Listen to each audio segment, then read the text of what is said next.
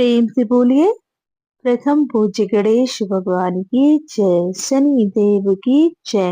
नमस्कार भक्तगण, आज हम श्रवण करेंगे शनिवार व्रत की पावन कथा का। शनि देवता को प्रसन्न करने का सबसे बड़ा उपाय है शनिवार व्रत।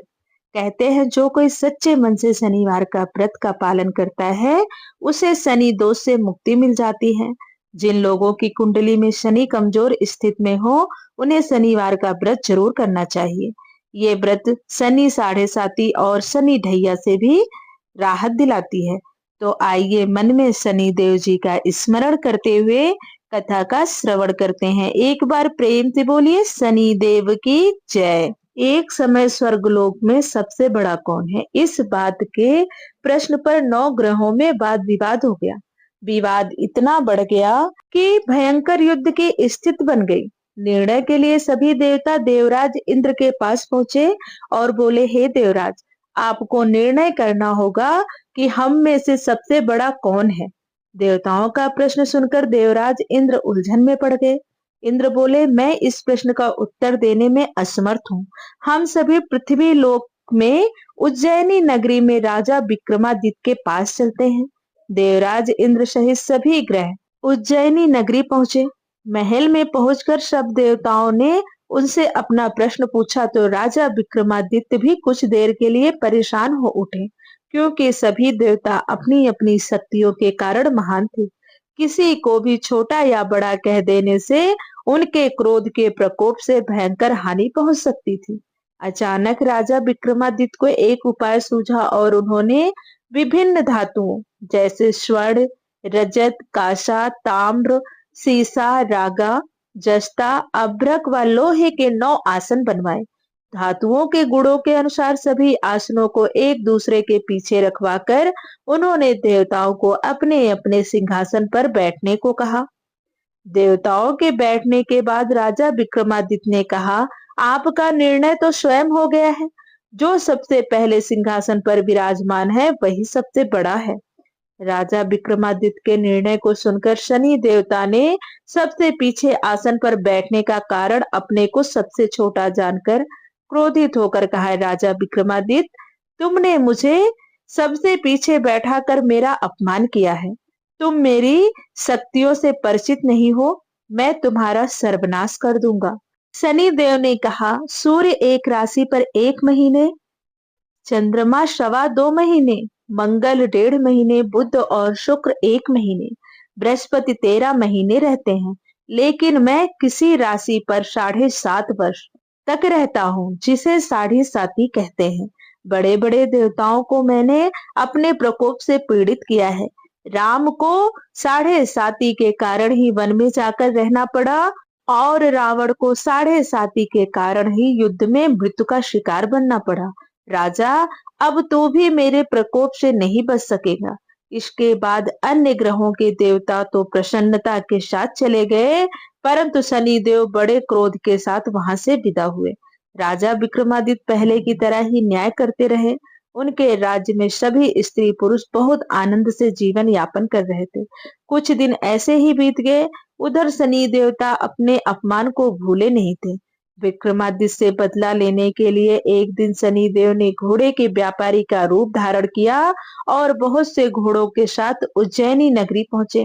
राजा विक्रमादित्य ने राज्य में किसी घोड़े के व्यापारी के आने का समाचार सुना तो उन्होंने अपने अश्वपाल को कुछ घोड़े खरीदने के लिए भेजा। घोड़े बहुत कीमती थे। अश्वपाल ने जब वापस लौटकर इस संबंध में बताया तो राजा विक्रमादित्य ने स्वयं आकर एक सुंदर व शक्तिशाली घोड़े को पसंद किया। घोड़े की चाल देखने के लिए राजा उस घोड़े पर सवार हुए तो वह घोड़ा बिजली की गति से दौड़ पड़ा।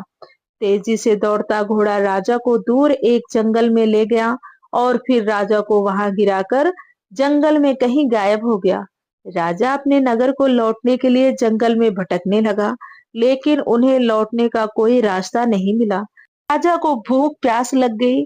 बहुत घूमने पर उसे एक चरवाहा मिला। राजा ने उससे पानी मांगा। पानी पीकर राजा ने उस चरवाहे को अपनी अंगूठी दे दी।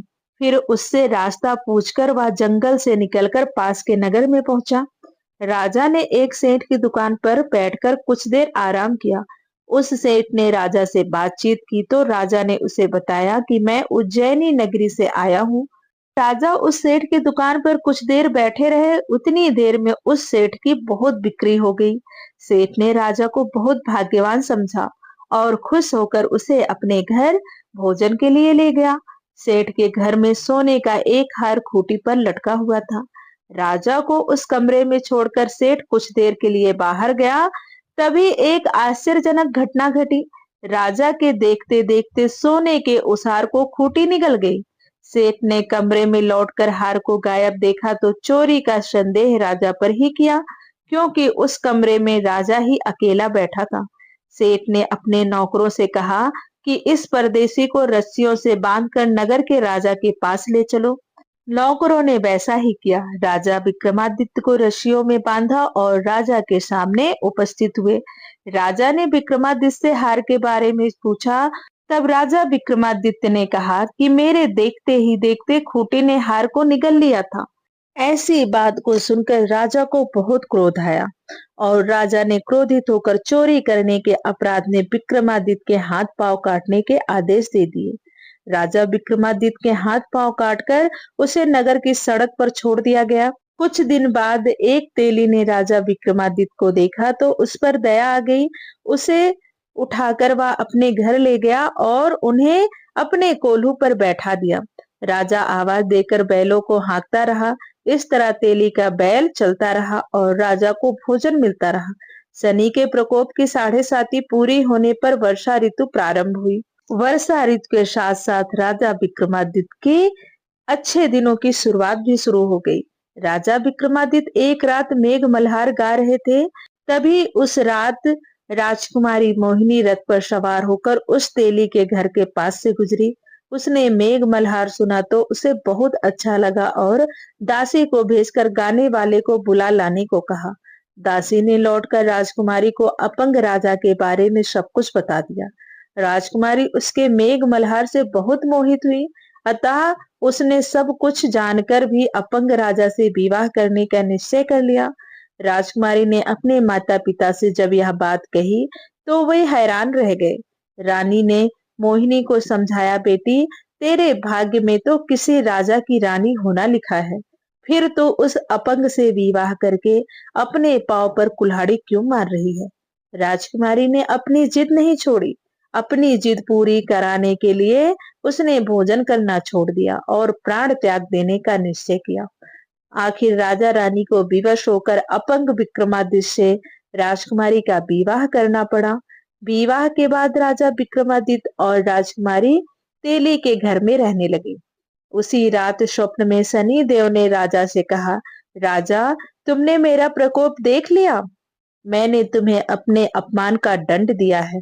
राजा ने शनिदेव से क्षमा करने को कहा और प्रार्थना की, हे शनिदेव, आपने जितना दुख मुझे दिया है अन्य किसी को ना देना। शनिदेव ने कुछ देर तक सोचा, फिर कहा, राजा मैं तुम्हारी प्रार्थना स्वीकार करता हूँ।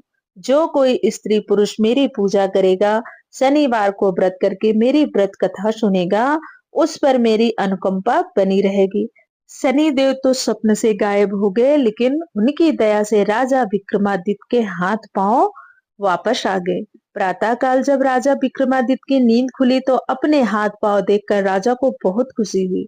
उसने मन ही मन शनिदेव को प्रणाम किया।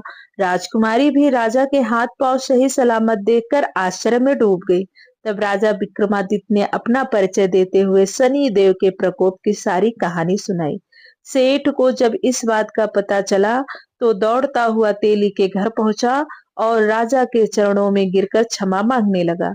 राजा ने उसे क्षमा कर दिया, क्योंकि यह सब तो शनिदेव के प्रकोप के कारण हुआ था। सेठ राजा से विनती करने लगा कि हे राजन, आप मेरे घर चलें।